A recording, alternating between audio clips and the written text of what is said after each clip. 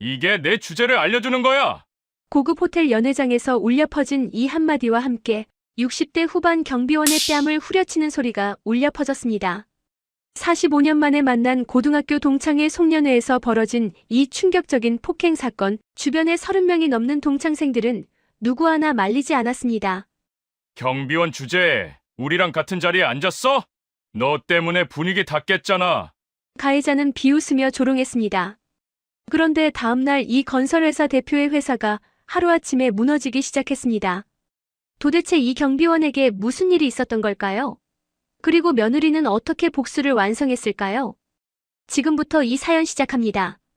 사연 시작 전에 구독 버튼을 눌러주시고 어디서 듣고 계신지 댓글에 남겨주시면 행운 가득한 기운을 전달해드립니다. 새벽 4시 30분 자명종 소리에 눈을 뜬 저는 이불을 걷어차고 일어났습니다. 창밖은 아직 깜깜했지만 저에게는 익숙한 시간이었습니다. 세수를 하고 깔끔하게 면도를 한 뒤 다려놓은 경비복을 입었습니다.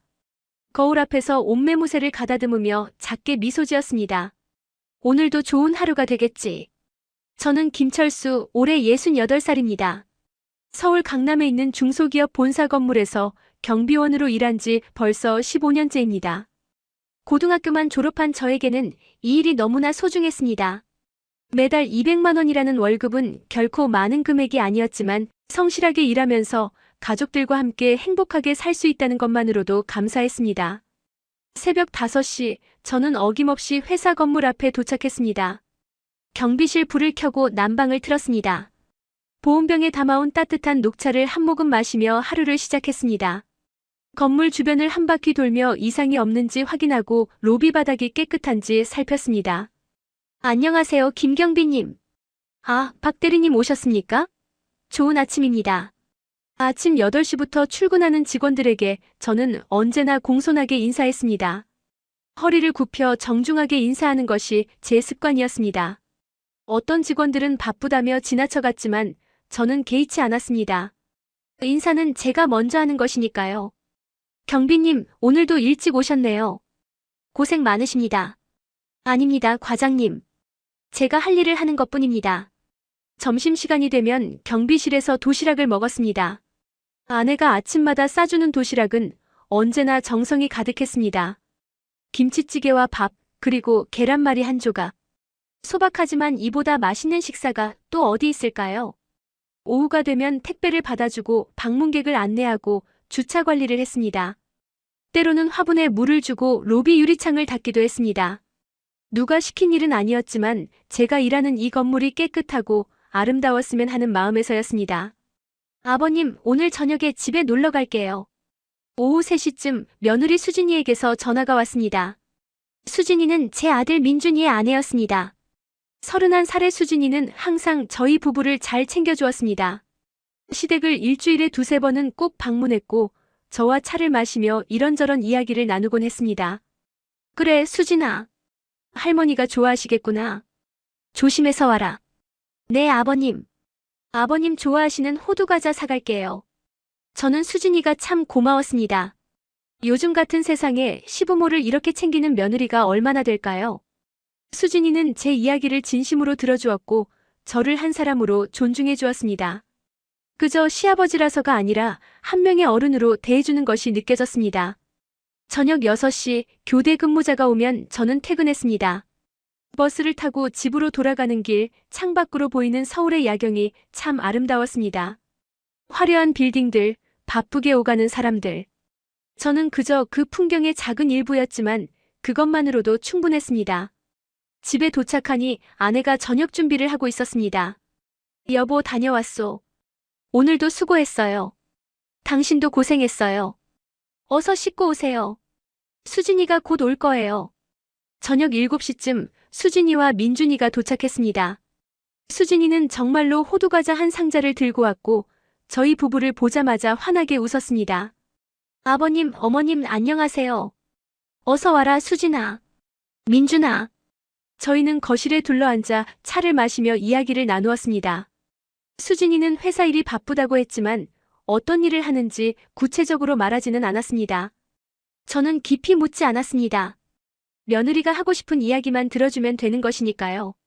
아버님, 요즘 건강은 어떠세요? 무릎은 괜찮으세요? 괜찮다, 수진아. 내 덕분에 건강식품도 먹고 있잖니. 그래도 힘드시면 꼭 말씀하세요. 제가 좋은 병원 알아볼게요. 수진이의 눈빛에는 진심 어린 걱정이 담겨 있었습니다. 저는 이 며느리가 정말 대견하고 고마웠습니다.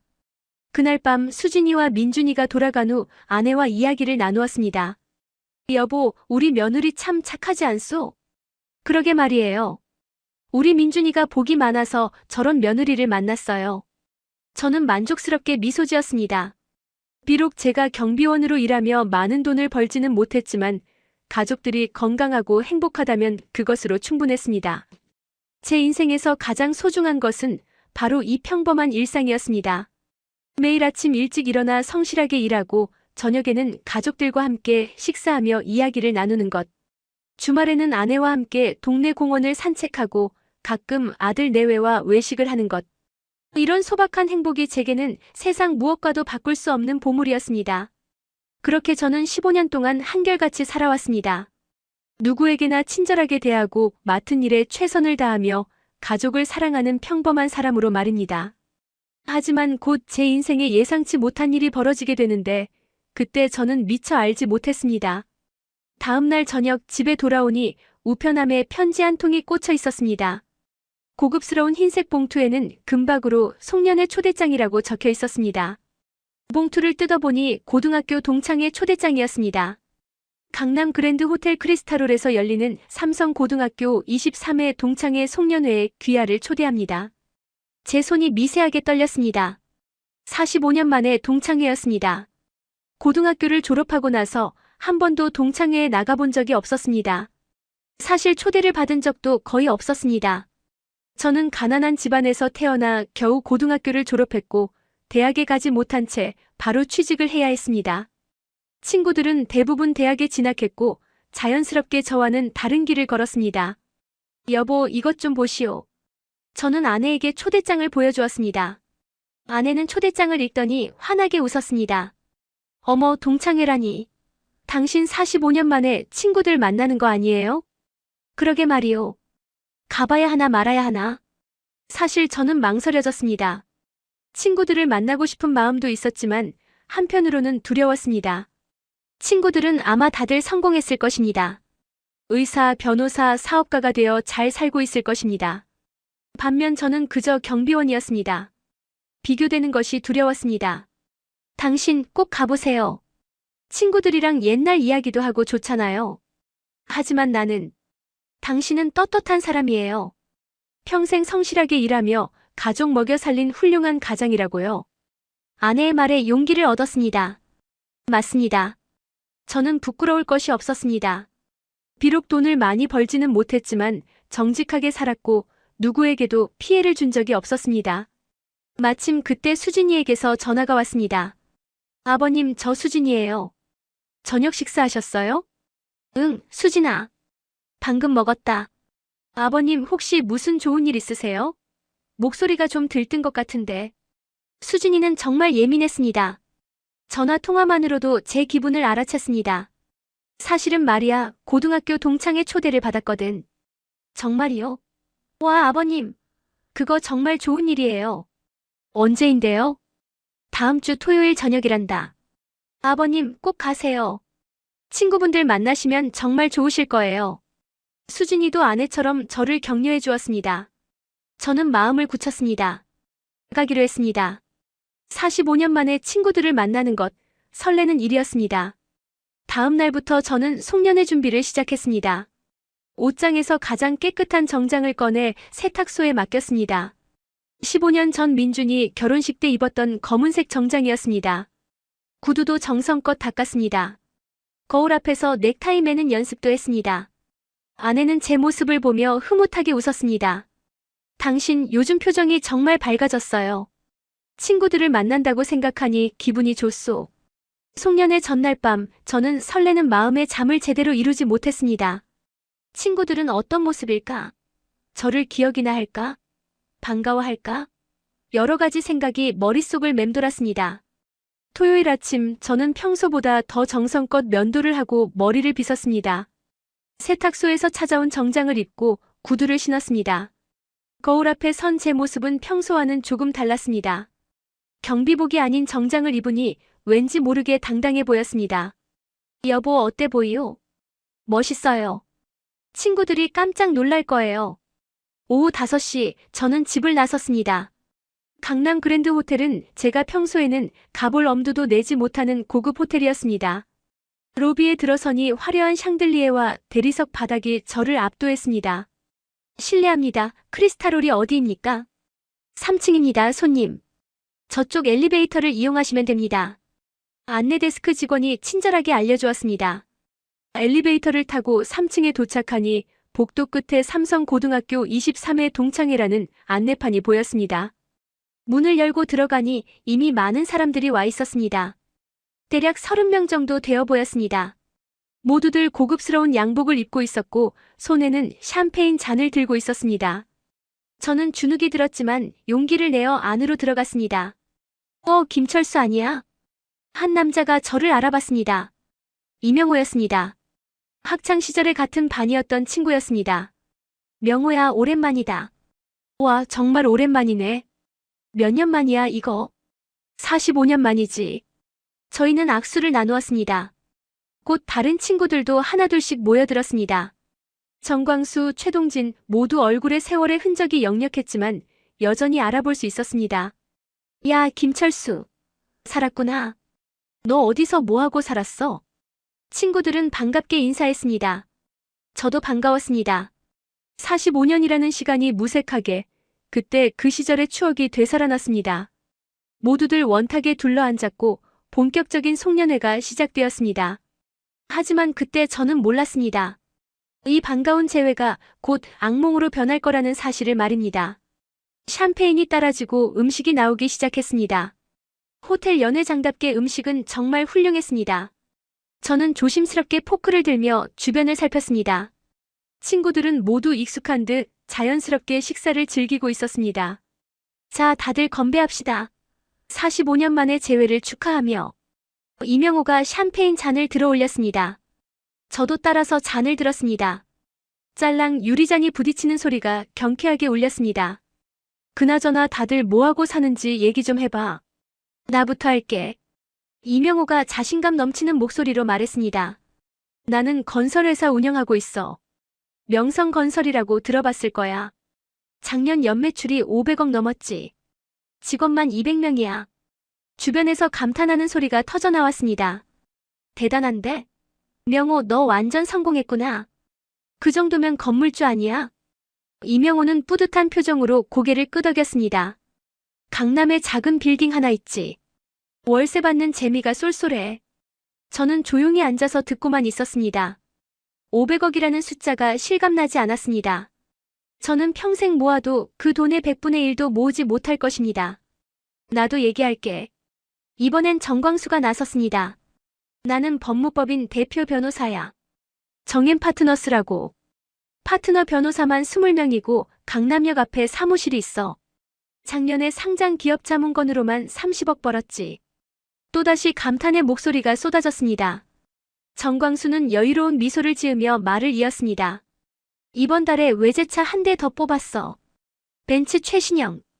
와, 광수 너도 완전 대박이네. 최동진도 지지 않고 자랑을 시작했습니다. 나는 대학병원 원장이야. 서울중앙대학병원 정형외과. 교수로 20년 있다가 작년에 원장 됐지. 이번에 최첨단 의료기기 100억짜리 들여왔어. 친구들의 자랑은 끝이 없었습니다. 누구는 대기업 임원이고 누구는 교수이고 누구는 사업가였습니다. 모두들 화려한 경력과 재산을 자랑했습니다. 그때 이명호가 저를 돌아보며 물었습니다. 철수야, 너는 뭐하고 사냐? 순간 연회장이 조용해졌습니다. 모든 시선이 저에게 쏠렸습니다. 저는 잠시 망설였지만 정직하게 대답하기로 했습니다. 나는 경비 일하고 있습니다. 경비? 무슨 경비? 건물 경비요. 강남에 있는 회사 건물에서 일하고 있습니다. 잠깐 침묵이 흘렀습니다. 그리고 누군가 어색하게 웃었습니다. 아, 그렇구나. 경비. 그것도 괜찮은 직업이지. 하지만 그 말투에는 동정과 무시가 섞여 있었습니다. 저는 그것을 느낄 수 있었습니다. 요즘 경비도 힘들지 않아? 밤샘 근무하고 그래야 하잖아. 아니요, 저는 낮 근무만 합니다. 새벽 5시에 출근해서 저녁 6시에 퇴근하죠. 급여는 어때? 많이 받아? 정광수가 물었습니다. 그 질문이 불편했지만 저는 대답했습니다. 한 달에 200만 원 정도 받습니다. 200만 원? 그걸로 생활이 되냐? 충분합니다. 아내도 일하고 아들도 벌고 있으니까요. 분위기가 미묘하게 변했습니다. 처음에 반가움은 어느새 사라지고 친구들은 저를 바라보는 시선이 달라졌습니다. 동정과 우월감이 뒤섞인 그 시선이 저를 불편하게 만들었습니다. 철수야, 고생이 많겠다. 경비 일이 쉽지 않을 텐데. 이명호가 말했지만 그 말에는 진심 어린 위로가 담겨 있지 않았습니다. 오히려 내가 너보다 잘 산다는 우월감이 묻어났습니다. 괜찮습니다. 저는 제 일이 좋습니다.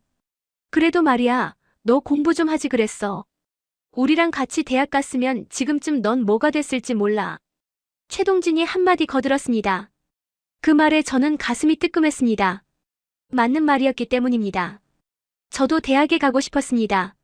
하지만 집안 형편이 어려워 포기할 수밖에 없었습니다. 지금 생각하면 아깝지 않아? 조금만 노력했으면 우리처럼 됐을 텐데. 정광수도 거들었습니다. 이제 친구들의 말에는 노골적인 비교가 담기기 시작했습니다. 철수, 너 집은 어디야? 설마 아직도 전세 살아? 아파트는 있습니까? 질문들이 쏟아졌습니다. 저는 대답하기가 점점 힘들어졌습니다. 저는 25평 아파트에 삽니다. 전세로요. 25평 전세. 요즘 세상에 그것도 힘들겠다. 이명호가 혀를 찼습니다. 나는 강남에 50평 아파트 있고 별장도 하나 있는데. 자랑은 계속되었습니다. 누구는 외제차를 몇 대 가지고 있고, 누구는 자녀를 유학 보냈고, 누구는 골프 회원권이 있다고 했습니다. 저는 그저 조용히 앉아서 듣고만 있었습니다. 술이 한 잔, 두 잔 들어가면서 친구들의 말투는 점점 거칠어졌습니다. 처음에 예의는 사라지고 본색이 드러나기 시작했습니다. 저는 불편했지만 참았습니다. 45년 만에 만난 친구들이었으니까요. 하지만 이것은 시작에 불과했습니다. 진짜 악몽은 이제부터 시작되려 하고 있었습니다. 밤 9시가 넘어가면서 술은 더욱 많이 들어갔습니다. 이명호의 얼굴은 이미 붉게 상기되어 있었고 정광수와 최동진도 취기가 올라 목소리가 커졌습니다. 저는 술을 거의 마시지 않았습니다. 원래 술을 잘 못하기도 했지만 왠지 모르게 정신을 또렷하게 유지하고 싶었습니다. 야, 김철수. 이명호가 갑자기 저를 불렀습니다. 그의 목소리에는 술기운이 가득했습니다. 네, 명호야. 너 진짜 솔직하게 말해봐. 후회 안 돼? 뭐가요? 인생 말이야. 너 지금 68이잖아. 평생 경비로 살면서 후회 안 되냐고. 그 질문에 저는 잠시 말문이 막혔습니다. 후회되냐고 물으면 거짓말로 아니다라고 할 수는 없었습니다. 때로는 후회했습니다. 더 공부할 걸, 더 노력할 걸 하는 생각이 들 때가 있었습니다. 글쎄요, 가끔은 그런 생각도 합니다. 그렇지. 봐봐, 솔직하잖아. 이명호가 비웃듯이 웃었습니다. 너 있잖아, 학교 다닐 때부터 그랬어. 의욕이 없었다니까. 공부도 대충대충 하고 그러니까 인생도 그렇게 된 거야. 명호야, 그건 좀. 제가 말하려 했지만 이명호는 제 말을 끊었습니다. 야, 솔직히 우리가 너 돕고 싶어도 뭘 시켜야 할지 모르겠어. 학벌도 없고 기술도 없고 뭐 할 줄 아는 게 있어. 주변 친구들이 웃었습니다. 저는 모욕감을 느꼈지만 참았습니다. 명호야, 나는 내 일에 자부심을 가지고 있어. 자부심? 경비한테 무슨 자부심이 있어? 그냥 문이나 지키고 택배나 받는 일인데. 그래도 누군가는 해야 하는 일입니다. 맞아, 누군가는 해야지. 그게 바로 너 같은 사람들이 하는 거야. 우리 같은 사람들은 그런 사람들을 고용하는 입장이고. 정광수가 거들었습니다. 철수야, 솔직히 너 우리랑 같은 테이블에 앉는 게 어색하지 않아? 무슨 소리야, 광수야. 우리 다 친구 아니야.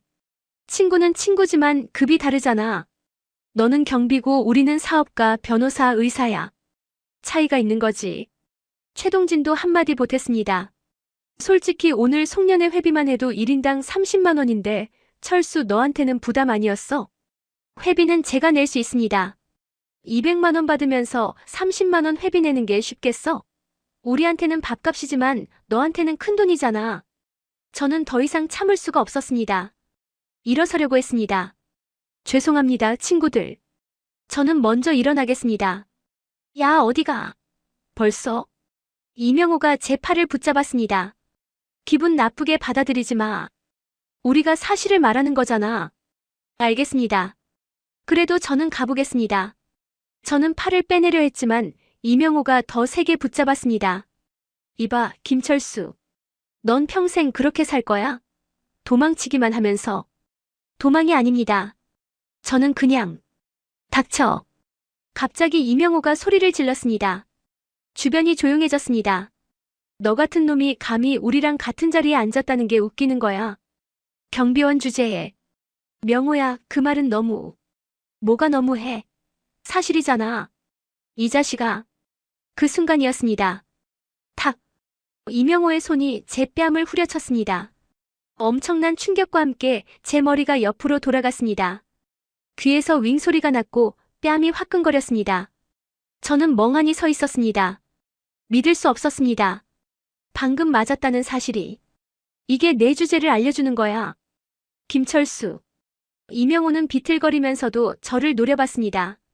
주변의 친구들은 아무도 말리지 않았습니다. 오히려 몇몇은 웃고 있었습니다. 명호가 화낼 만도 하지. 분위기 다 깼잖아. 그러게. 경비 주제에 여기 오면 어떡해. 저는 뺨을 감싸쥐었습니다. 눈물이 핑 돌았지만 참았습니다. 이 사람들 앞에서 울고 싶지 않았습니다. 죄송합니다. 저는 고개를 숙이고 연회장을 나왔습니다. 아무도 저를 붙잡지 않았습니다. 복도로 나오니 다리에 힘이 풀렸습니다. 벽에 기대어 한참을 서 있었습니다. 45년 만에 만난 친구들.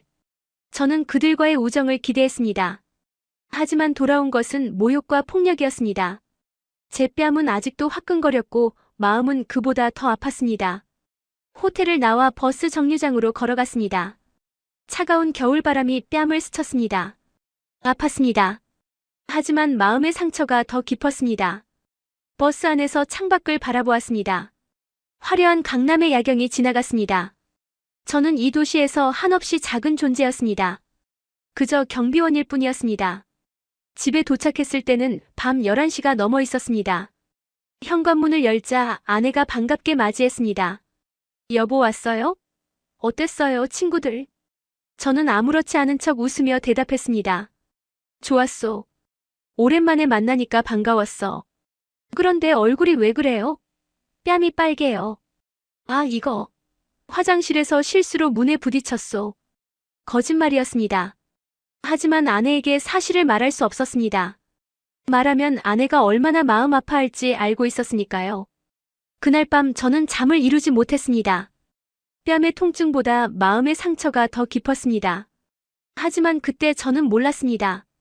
이 일이 엄청난 파장을 일으킬 거라는 사실을 말입니다. 다음 날 아침 저는 평소처럼 새벽 5시에 출근했습니다. 거울을 보니 뺨에 멍이 들어 있었습니다. 어제 맞은 자국이었습니다. 저는 선크림을 두껍게 발라 멍을 가렸습니다. 아무도 알아차리지 못하기를 바랐습니다. 경비실에 앉아서도 자꾸만 어제 일이 떠올랐습니다. 이명호의 차가운 눈빛, 정광수와 최동진의 비웃음, 그리고 뺨을 때리는 그 손길. 모든 것이 생생했습니다. 안녕하세요, 경비님. 출근하는 직원들에게 인사를 했지만 목소리에는 힘이 없었습니다. 평소의 밝은 모습을 유지하려 애썼지만 쉽지 않았습니다. 오후 2시쯤 수진이에게서 전화가 왔습니다. 아버님, 저 수진이에요. 동창회 어떠셨어요? 아, 수진아. 좋았다. 정말이요? 친구분들 다 잘 계시던가요? 그래, 다들 잘 살고 있더구나. 아버님 목소리가 좀 이상한데 혹시 어디 편찮으세요? 수진이는 역시 예민했습니다. 전화로도 제 상태를 알아챘습니다. 아니야, 괜찮다. 그냥 좀 피곤해서 그래. 아버님 혹시 무슨 일 있으시면 꼭 말씀하세요. 제가 도와드릴게요. 알겠다, 수진아. 고맙다. 전화를 끊고 나서 한숨을 쉬었습니다. 수진이에게 사실을 말하고 싶었지만 괜히 걱정을 끼치고 싶지 않았습니다. 이 일은 제가 조용히 잊어버리면 되는 것이라고 생각했습니다. 하지만 수진이는 그냥 넘어가지 않았습니다. 전화를 끊은 수진이는 뭔가 이상하다고 느꼈습니다. 시아버지의 목소리에서 평소와 다른 무언가를 감지했던 것입니다. 다음 날 저녁 수진이가 집으로 찾아왔습니다. 갑작스러운 방문이었습니다. 아버님, 어머님 안녕하세요. 어머, 수진아. 갑자기 웬일이니? 아내가 반갑게 맞이했습니다. 그냥 아버님 얼굴 보고 싶어서요. 수진이는 저를 유심히 바라봤습니다. 제 뺨에 멍을 눈치챈 것 같았습니다. 아버님 뺨에 뭐가 났어요? 아, 이거. 일하다가 문에 부딪혔어. 정말이요? 많이 아프셨겠어요. 수진이의 눈빛이 심상치 않았습니다. 하지만 저는 태어난 척했습니다. 그날 밤 수진이는 집으로 돌아간 후 남편 민준에게 말했습니다. 여보, 아버님 뭔가 이상해. 뺨에 멍이 들어 있었어. 문에 부딪혔다고 하시잖아. 아니야. 그게 아닌 것 같아. 아버님이 거짓말하시는 것 같아. 수진이는 확신했습니다. 시아버지에게 무슨 일이 있었다는 것을. 그래서 다음 날 수진이는 직접 조사에 나섰습니다. 수진이는 태림그룹 전략기획실 상무이사였습니다. 그 지위를 이용하면 무엇이든 조사할 수 있었습니다. 수진이는 먼저 시아버지가 다녀온 강남 그랜드 호텔에 전화를 걸었습니다. 안녕하세요. 태림그룹 박수진 상무입니다. 지난 토요일 저희 아버님이 그쪽 호텔에서 행사에 참석하셨는데 혹시 당시 CCTV 영상을 받아볼 수 있을까요? 아, 네. 물론입니다, 상무님. 바로 준비해드리겠습니다. 태림그룹의 이름은 대한민국에서 절대적이었습니다. 호텔 측은 즉시 CCTV 영상을 이메일로 보내주었습니다. 수진이는 사무실에서 영상을 재생했습니다. 크리스탈홀 내부의 영상이었습니다. 시간을 빨리 감기로 돌리다가 밤 9시쯤 화면을 멈췄습니다. 영상 속에서 시아버지가 한 남자에게 뺨을 맞는 장면이 선명하게 보였습니다. 주변 사람들은 웃고 있었고 아무도 말리지 않았습니다. 시아버지는 뺨을 감싸 쥔 채 고개를 숙이고 나갔습니다. 아버님. 수진이의 눈에서 눈물이 흘러내렸습니다. 자상하고 따뜻한 시아버지가 누구보다 성실하고 겸손한 그분이 저런 모욕을 당했다는 것이 믿기지 않았습니다. 수진이는 즉시 영상을 분석했습니다. 가해자의 얼굴을 확대하고 주변 사람들을 확인했습니다. 그리고 행사 명단을 확보했습니다. 삼성고등학교 23회 동창회 명단이었습니다. 폭행 가해자는 이명호 명성건설 대표이사. 그 옆에서 비웃던 사람은 정광수 정엠파트너스 법무법인 대표 변호사. 그리고 최동진 서울중앙대학병원 원장. 수진이는 세 사람의 이름을 노트에 적었습니다. 그리고 차가운 눈빛으로 중얼거렸습니다. 용서하지 않겠어요. 그날 밤 수진이는 남편 민준에게 영상을 보여주었습니다. 민준도 분노했습니다. 이 사람들을 어떻게 가만둬? 당장 고소해야 해. 아니야, 여보. 고소는 나중에 해도 돼. 그보다 먼저 할 일이 있어. 수진이의 눈빛이 차갑게 빛났습니다. 태림그룹 상무이사로서의 권한을 사용할 때가 온 것입니다. 그 후 며칠 동안 저는 평소처럼 출근하고 퇴근했습니다. 하지만 무언가 달라졌습니다. 예전처럼 밝게 웃을 수가 없었습니다. 출근하는 직원들에게 인사를 해도 목소리에 힘이 없었습니다. 경비님, 요즘 안 좋아 보이시는데 괜찮으세요? 한 직원이 물었습니다. 아, 괜찮습니다. 그냥 좀 피곤해서요. 거짓말이었습니다. 피곤한 게 아니라 마음이 아팠습니다. 밤마다 그날의 기억이 떠올라 잠을 제대로 자지 못했습니다. 이명호의 손이 제 뺨을 때리는 장면, 친구들의 비웃음, 그 모든 것이 악몽처럼 반복됐습니다. 점심시간에도 식사가 넘어가지 않았습니다. 아내가 정성껏 싸준 도시락을 반도 먹지 못하고 남겼습니다. 입맛이 없었습니다. 여보, 요즘 밥을 거의 안 드시네요. 어디 아픈 거 아니에요? 아내가 걱정스럽게 물었습니다. 아니요, 괜찮소. 그냥 입맛이 없어서 그래. 동창회 다녀온 후로 계속 이러시는데 혹시 그날 무슨 일 있었어요? 아무 일도 없었소. 걱정 마시오. 저는 계속 거짓말을 했습니다. 아내에게 사실을 말할 수 없었습니다. 말하면 아내가 얼마나 상처받을지 알고 있었으니까요. 며칠 후 저는 출근조차 하기 싫어졌습니다. 아침에 일어나도 몸이 천근만근 무거웠습니다. 자명종이 울려도 손이 나가지 않았습니다. 여보, 일어나야죠. 출근 시간이에요. 알았소. 겨우 몸을 일으켜 준비를 했습니다. 거울을 보니 초췌한 제 얼굴이 보였습니다. 눈 밑에 다크서클이 생겼고 얼굴에는 생기가 없었습니다. 회사에 도착해서도 경비실에 앉아만 있었습니다. 평소에는 건물 주변을 순찰하고 화분에 물을 주고 로비를 청소했는데 이제는 그럴 기력도 없었습니다. 경비님, 오늘 택배 받아주실 수 있으세요? 아, 네. 알겠습니다. 기계적으로 대답했습니다. 모든 것이 의미 없게 느껴졌습니다. 15년 동안 성실하게 일해온 이 자리가 갑자기 너무나 초라하게 느껴졌습니다. 저녁에 집에 돌아오면 아무 말도 하지 않고 방에 들어가 누워 있었습니다. TV를 켜도 내용이 머릿속에 들어오지 않았습니다. 책을 읽으려 해도 글자가 보이지 않았습니다. 당신 저녁 드세요. 배가 안 고파서 그러오. 먼저 드시오. 당신이 요즘 너무 이상해요. 밥도 안 먹고 말도 없고. 대체 무슨 일이에요? 아내가 울먹이며 물었습니다. 저는 아내를 차마 바라볼 수가 없었습니다. 아무 일도 아니오. 그냥 좀 피곤해서 그래요. 그때 수진이가 찾아왔습니다. 얼굴에 걱정이 가득했습니다. 아버님, 어머님. 제가 왔어요. 어서 와라, 수진아. 수진이는 제 방으로 들어와 옆에 앉았습니다. 아버님, 요즘 많이 힘드시죠? 아니다, 수진아. 괜찮다. 아버님, 저한테는 솔직하게 말씀하세요. 동창회에서 무슨 일이 있었어요? 저는 깜짝 놀라 수진이를 바라봤습니다. 어떻게 알았을까요? 수진아, 너 어떻게? 아버님, 저 다 알아요. CCTV 영상 봤어요. 수진이의 눈에 눈물이 고였습니다. 아버님이 맞으시는 거 다 봤어요. 제 마음이 얼마나 아픈지 아세요?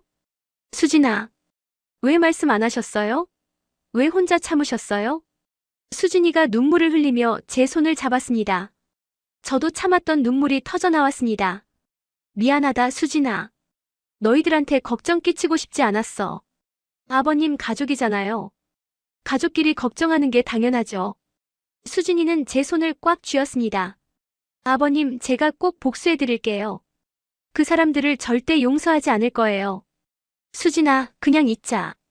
괜히 일 크게 만들지 말고. 안 돼요, 아버님.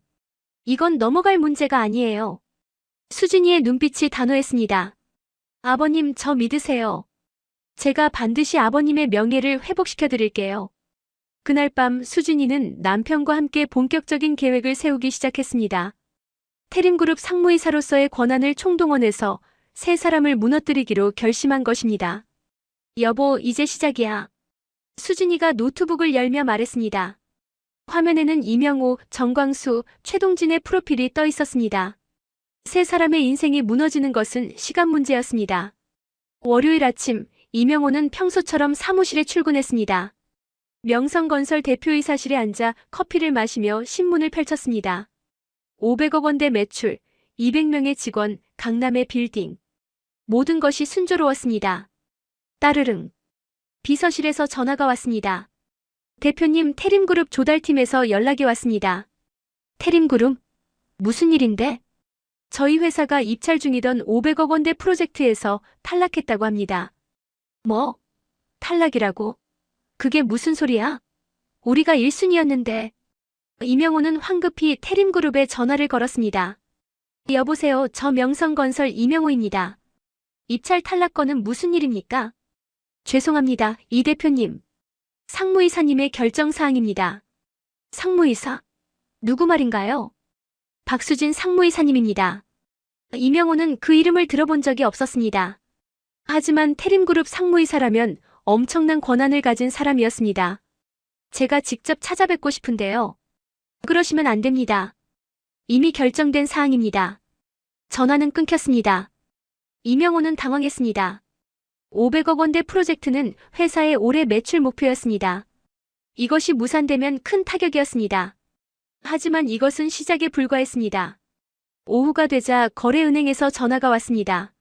이 대표님, 저희 은행에서 귀사에 대출해드린 100억 원을 회수하기로 결정했습니다. 뭐라고요? 갑자기 왜요? 상부의 지시입니다. 2주 안에 전액 상환해 주시기 바랍니다. 2주요? 그게 말이 됩니까? 죄송합니다. 결정된 사항입니다. 이명호는 패닉에 빠졌습니다. 100억 원을 2주 안에 마련한다는 것은 불가능했습니다. 같은 시각 정광수의 법무법인에도 비상이 걸렸습니다. 대표님, 태림그룹에서 법률자문 계약을 해지한다고 합니다. 뭐? 우리가 5년째 맡아온 고객인데? 그뿐만이 아닙니다. 삼성전자, 현대자동차, LG화학 등 주요 대기업 고객들이 일제히 계약 해지 통보를 해왔습니다. 이게 무슨 일이야? 다들 왜 갑자기? 정광수는 급히 태림그룹에 전화를 걸었지만 돌아온 대답은 간단했습니다. 박수진 상무이사님의 결정입니다. 또 그 이름이었습니다. 박수진. 도대체 누구길래 이런 권한을 행사하는 걸까요? 최동진의 병원에도 문제가 생겼습니다. 원장님, 태림생명보험에서 제휴계약을 중단한다고 합니다. 뭐? 우리 병원 수익의 30%가 그쪽에서 나오는데. 그리고 이번에 들여오기로 한 100억 원짜리 의료기기 공급도 취소됐습니다. 취소? 계약서까지 다 썼는데?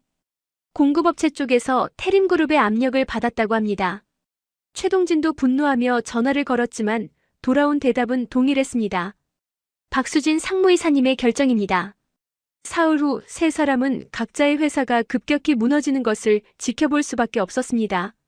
이명호의 건설회사는 거래처가 하나둘씩 계약을 취소했고 은행 대출 회수 압박에 시달렸습니다. 정광수의 법무법인은 주요 고객들이 떠나면서 수익이 절반으로 줄었습니다. 최동진의 병원은 보험 제휴 중단으로 환자가 급감했습니다. 도대체 박수진이 누구야? 세 사람은 각자 조사를 시작했습니다. 그리고 충격적인 사실을 알게 됐습니다. 박수진, 태림그룹 회장의 외동딸. 하버드 경영대학원 졸업. 현재 태림그룹 전략기획실 상무이사. 그룹 내 실세 중에 실세. 이런 사람이 왜 우리를 공격하는 거지? 이명호가 중얼거렸습니다. 우리가 태림그룹이랑 무슨 관계가 있나? 정광수도 고개를 갸웃거렸습니다. 하지만 답을 찾을 수 없었습니다. 그저 자신들의 사업이 무너지는 것을 막을 방법을 찾아야 했습니다. 일주일 후 세 사람은 동시에 태림그룹 본사로 호출받았습니다. 박수진 상무이사님께서 직접 만나시겠답니다. 비서의 말에 세 사람은 희망을 품었습니다. 직접 만나 오해를 풀면 되는 것 아닐까? 하지만 그들은 몰랐습니다. 이것이 진짜 복수의 시작이라는 것을 말입니다. 태림그룹 본사 50층 회의실. 바닥부터 천장까지 이어진 통유리 너머로 서울 전경이 한눈에 들어왔습니다. 이명호, 정광수, 최동진은 긴장한 얼굴로 회의실에 앉아 있었습니다. 문이 열리고 한 여성이 들어왔습니다. 날카로운 눈매, 단정한 정장 차림의 30대 초반 여성. 박수진이었습니다. 태림그룹 전략기획실 상무이사 박수진입니다. 수진이의 목소리는 차갑고 단호했습니다. 세 사람은 일어나 인사했습니다. 안녕하십니까, 상무님. 명성건설 이명호입니다. 정엠파트너스 정광수입니다. 서울중앙대학병원 최동진입니다. 수진이는 고개를 끄덕이며 자리에 앉았습니다. 그리고 노트북을 열었습니다. 여러분, 지난 일주일간 불편하셨죠? 상무님, 저희가 무슨 잘못을 했는지 모르겠습니다. 왜 저희를 이렇게... 이명호가 말하려 했지만 수진이가 손을 들어 막았습니다. 잘못이 뭔지 모르신다고요? 정말 모르십니까? 수진이가 노트북을 돌려 세 사람에게 보여주었습니다. 화면에는 CCTV 영상이 재생되고 있었습니다. 강남 그랜드 호텔 크리스탈홀. 송년회 장면이었습니다. 이 영상 속에서 이명호가 한 노인의 뺨을 때리는 장면이 선명하게 보였습니다. 주변에서 웃고 있는 정광수와 최동진의 모습도 보였습니다. 세 사람의 얼굴이 하얗게 질렸습니다. 이건 지난주 토요일 삼성고등학교 23회 동창회 송년회입니다. 여러분이 한 노인을 집단으로 모욕하고 폭행한 장면이죠. 수진이의 목소리에는 분노가 담겨 있었습니다. 그건 그냥 친구들끼리 장난이었고. 이명호가 변명하려 했지만 수진이가 차갑게 쏘아붙였습니다. 장난이요? 뺨을 때리는 것이 장난입니까? 경비원이라는 이유로 사람을 무시하고 조롱하는 것이 장난입니까? 죄송합니다, 상무님. 저희가 술을 많이 마셔서. 정광수가 사과했지만 수진이는 들은 척도 하지 않았습니다. 여러분이 모욕하고 폭행한 그 경비원 김철수 씨. 그분이 누구신지 아십니까? 세 사람은 고개를 가로저었습니다. 제 시아버지십니다. 순간 회의실이 정적에 휩싸였습니다. 세 사람은 믿을 수 없다는 표정으로 수진이를 바라봤습니다. 시아버지라고요? 네. 여러분이 경비원이라고 무시하고 학벌이 없다고 조롱하고 급이 다르다며 뺨까지 때린 그 사람이 바로 제 시아버지십니다. 수진이는 또 다른 화면을 보여주었습니다. 이번에는 세 사람의 비리 자료였습니다. 이명호 씨, 귀하의 건설회사는 지난 3년간 자재비를 부풀려 50억 원을 탈세했습니다. 여기 국세청 자료가 있습니다. 이명호의 얼굴이 창백해졌습니다. 정광수 씨, 귀하는 법무법인 대표로서 뇌물수수와 부정청탁에 관여했습니다. 여기 증거 자료들이 있습니다. 정광수는 말을 잃었습니다. 최동진 씨, 귀하의 병원은 의료사고를 은폐하고 환자 기록을 조작했습니다. 피해자 진술서가 여기 있습니다. 최동진은 고개를 떨구었습니다. 이 모든 자료를 검찰에 제출하면 어떻게 될까요? 탈세, 뇌물수수, 의료사고 은폐. 최소 징역 5년은 예상됩니다. 수진이는 차갑게 말했습니다. 상무님 제발 용서해 주십시오. 이명호가 무릎을 꿇었습니다. 곧이어 정광수와 최동진도 무릎을 꿇었습니다. 제발 한 번만 봐주십시오. 저희가 잘못했습니다. 이제 와서 용서를 빕니까? 제 시아버지께 뺨을 때릴 때는 생각 안 하셨습니까? 정말 죄송합니다. 저희가 미쳤었습니다. 세 사람은 바닥에 이마를 찌우며 빌었습니다. 그때 회의실 문이 열리고 김철수 시아버지가 들어오셨습니다. 수진이가 모셔온 것입니다. 세 사람은 시아버지를 보고 더욱 고개를 숙였습니다. 김 선배님 정말 죄송합니다. 저희가 잘못했습니다. 용서해 주십시오. 시아버지는 세 사람을 내려다보며 조용히 말씀하셨습니다. 여러분, 사람의 가치는 직업이나 돈으로 정해지는 게 아닙니다. 그 사람이 얼마나 정직하게 살았는가, 얼마나 성실했는가로 정해지는 겁니다. 죄송합니다. 용서는 하겠습니다. 하지만 잊지는 않을 겁니다. 여러분도 이 일을 평생 기억하면서 사시길 바랍니다. 시아버지의 말씀에 세 사람은 울음을 터뜨렸습니다. 그 후 일주일 안에 세 사람의 인생이 바뀌었습니다. 이명호는 회사를 정리하고 모든 재산으로 빚을 갚았습니다. 정광수는 법무법인에서 물러나 작은 사무실을 차렸습니다. 최동진은 병원장 자리에서 사임하고 지방병원으로 내려갔습니다. 한 달 후 저희 집 거실.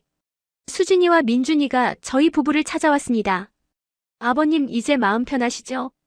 고맙다 수진아. 내가 아니었으면. 아버님 당연한 일을 한 거예요. 아버님은 누구보다 훌륭하신 분이세요. 수진이가 제 손을 꽉 잡았습니다. 아버님께서 저한테 가르쳐 주신 게 있어요. 사람을 대할 때 겸손하고 따뜻하게 대하는 것. 그게 진짜 품격이라는 거요. 저는 수진이를 보며 미소 지었습니다. 이 며느리가 정말 자랑스러웠습니다. 그날 이후 저는 다시 예전처럼 밝아졌습니다. 새벽 5시에 출근해서 성실하게 일했습니다. 직원들에게 인사하고 택배를 받아주고 건물을 지켰습니다. 제 일에 자부심을 가지고 말입니다. 사람의 가치는 직업이나 지위가 아닌 그 사람의 인격과 진심에 있습니다. 저는 그것을 평생 믿으며 살아왔고 앞으로도 그렇게 살아갈 것입니다. 여러분도 이 이야기를 듣고 무언가 느끼셨다면 댓글로 여러분의 생각을 나눠주세요. 그리고 구독과 좋아요 버튼을 눌러주시면 더 좋은 이야기로 찾아뵙겠습니다. 감사합니다.